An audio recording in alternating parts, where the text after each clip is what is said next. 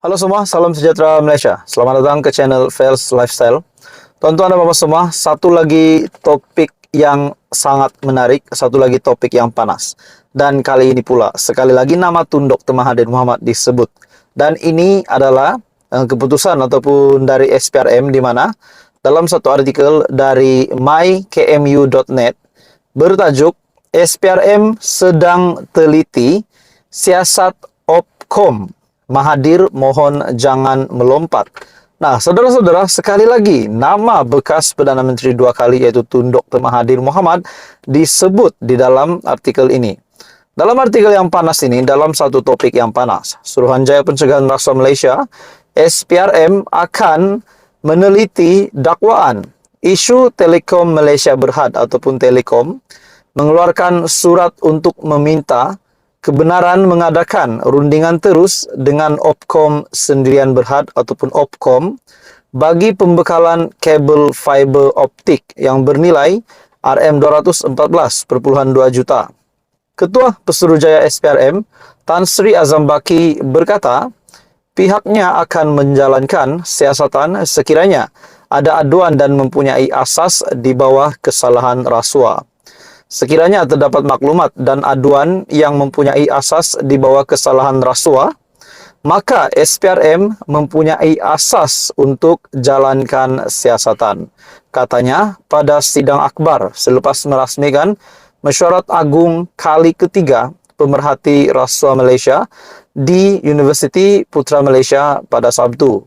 Pada Khamis juga, media melaporkan Perdana Menteri Datuk Seri Anwar Ibrahim mendakwa Telekom mengeluarkan surat untuk meminta kebenaran mengadakan rundingan terus dengan Opkom bagi pembekalan kabel fiber optik bernilai RM214.2 juta. Azam yang merasmikan Mesyuarat Agung kali ketiga pemerhati rasuah Malaysia di Universiti Putra Malaysia pada Sabtu. Surat berkenaan yang dikeluarkan kepada Kementerian Kewangan pada 15 September 2003 yang mana Perdana Menteri dan Menteri Kewangan pada ketika itu adalah Tun Dr. Mahathir Mohamad, manakala anak ketiganya Datuk Seri Mukriz adalah pengarah Opkom.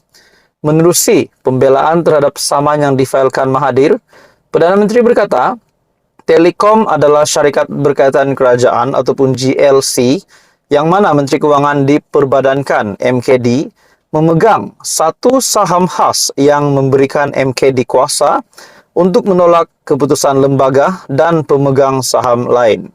Beliau berkata, MKD pada masa itu berada di bawah kawalan dan arahan Mahathir yang juga Perdana Menteri dan Menteri Kewangan. Katanya, Kementerian Kewangan pada 7 Oktober 2003 mengeluarkan surat untuk meluluskan permohonan Telekom untuk rundingan terus berkenaan. Nah, saudara-saudara, dalam artikel ini dari mykmu.net, yang bertajuk SPRM sedang teliti siasat Opkom, Mahathir mohon jangan melompat. Adakah dengan ini nama Mahathir Mohamad dan juga nama anak beliau yaitu Mukriz Mahathir sendiri memang terlibat dengan mungkin beberapa salah laku yang bakal dapat dibuktikan kalau benarlah ada salah laku itu ataupun ada aktiviti-aktiviti yang mencurigakan semasa perkara ini berlaku. Nah, dalam artikel ini, SPRM sedang teliti siasat Opkom. Mahathir mohon jangan melompat. Nah, saudara-saudara, bagi saya artikel ini sudah pasti menyebut nama Mahathir dan menyebut nama Mukriz Mahathir, dan sudah pasti kenyataan dari Ketua Pesuruhjaya SPRM Tan Sri Azam Baki di mana pihaknya akan menjalankan siasatan sekiranya ada aduan dan mempunyai asas di bawah kesalahan rasuah. Jadi ini semua masih menjadi persoalan. Jadi apa komen Anda, tuan-tuan dan bapak semua? Teruskan bersama di dalam channel ini untuk info yang seterusnya. Info padu info hangat disediakan di dalam channel ini. Jangan lupa tekan butang like, share, dan subscribe. Halo semua, salam sejahtera Malaysia. Selamat datang ke channel Fels Lifestyle. Saudara-saudara, tuan-tuan dan bapak semua, satu lagi topik yang menarik, satu lagi topik yang amat panas dan pasti menggemparkan ramai orang. Ini sudah pasti berkaitan dengan sekali lagi nama Tun Dr. Mahathir Mohamad yang disebut, yaitu bekas Perdana Menteri Malaysia sebanyak 2 kali. Nah, saudara-saudara, dalam satu artikel dari sinarharian.com, menurut artikel ini yang bertajuk SPRM perlu segera buka file lama Tun Mahathir. Kenyataan ini adalah dari Muhammad Fuad Zarkashi. Nah, menjadi tanda tanya ramai orang, menjadi tanda tanya file lama tersebut. Apa isi file lama tersebut?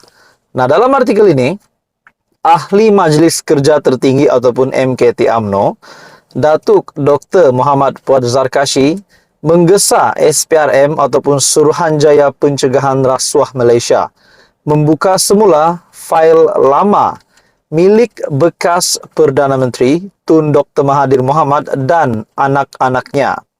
Speaker Dewan Undangan Negeri ataupun DUN Johor itu berkata, Dr. Mahathir sering mendakwa dirinya bersih sedangkan amalan kronisme dan nepotisme berlaku sewaktu beliau bergelar Perdana Menteri. Contohnya, Petronas melalui MISC bailout konsortium perkapalan milik Mirzan. Mahathir adalah PM masa itu. Bukankah itu kronisme? Pada tahun 1997 pula, Mok Zani Mahathir adalah pemilik saham terbesar kumpulan hospital pantai. Sekali lagi, Tun Mahathir adalah PM ketika itu. Nah, saudara-saudara, adakah dengan kenyataan dari Fuad Zarkashi ini dapat perlahan-lahan mendedahkan sesuatu yang mungkin menjadi tanda tanya ramai orang semasa kepimpinan Tun Mahathir menjadi Perdana Menteri? Nah, dalam artikel ini juga, grup ini menguasai kontrak pembekalan peralatan semua hospital kerajaan termasuk konsensi FOMEMA. Mok Zani juga pemilik Kencana Group yang mendapat kontrak berbilion ringgit dari Petronas. Dakwanya dalam satu kenyataan yang dimuat naik di Facebook pada Sabtu. Muhammad Fuad yang juga adun ataupun ahli Dewan Undangan Negeri Rengit berkata, Dr. Mahathir masih seorang Perdana Menteri pada tahun 2002 dan beliau juga pada masa yang sama memainkan peranan sebagai penasihat Petronas pada ketika itu. SPRM kena siasat apakah wujud kronisme sehingga Kencana Petroleum dapat layanan anak emas. Tun Mahathir yang bersara pada tahun 2003, dia jadi penasihat Petronas 12 tahun. Apakah Petronas bebas kronisme? Itu menjadi persoalan. 22 tahun dan 22 bulan dilindungi oleh jawatan PM sampai masanya SPRM buka file lama. Jadi gesaan, saya boleh katakan apa yang dinyatakan oleh Fuad Zarkashi ini adalah gesaan kepada SPRM untuk membuka semula file lama Tun Mahathir untuk membuktikan bahwa beliau benar-benar bersih ataupun memang terlibat dengan nepotisme ataupun kronisme.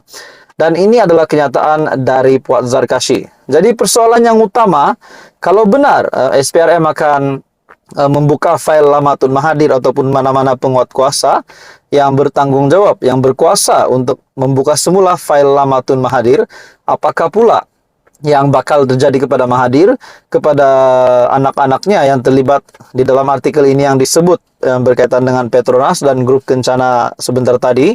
Jadi adakah ini mungkin menjadi satu berita yang mengejutkan, yang menggemparkan Tun Dr. Mahathir Mohamad sebagai bekas Perdana Menteri 2 kali itu. Jadi apa komen Anda? Teruskan bersama di dalam channel ini untuk info yang seterusnya. Jangan lupa tekan butang like, share, dan subscribe.